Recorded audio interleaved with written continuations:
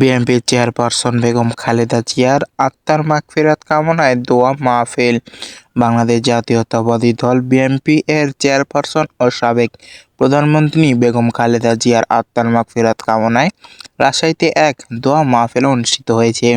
দোয়া মাহফিলে প্রধান অতিথি হিসেবে উপস্থিত ছিলেন আব্দুল মতিন, সাবেক সাধারণ সম্পাদক, শাহ মখদুম থানা বিএনপি।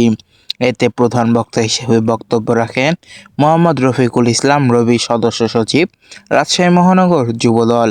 অনুষ্ঠানে আরও উপস্থিত ছিলেন মাহিদুল হক মৃধা, মোমিন, দপ্তরের দায়িত্বপ্রাপ্ত রাজশাহী মহানগর যুবদল, মোহাম্মদ মজিবুল হক মিলন, আহ্বায়ক কমিটির সদস্য, রাজশাহী মহানগর যুবদল, মোহাম্মদ সাইফুল ইসলাম, আহ্বায়ক কমিটির সদস্য, রাজশাহী মহানগর যুবদল, মোহাম্মদ মুফাজ্জল ইসলাম শুভ, আহ্বায়ক কমিটির সদস্য, রাজশাহী মহানগর যুবদল, মোহাম্মদ রিটন শেখ, 17 নম্বর ওয়ার্ড যুবদলের আহ্বায়ক প্রার্থী, লিওন যুবনেতা, রাজশাহী মহানগর যুবদল।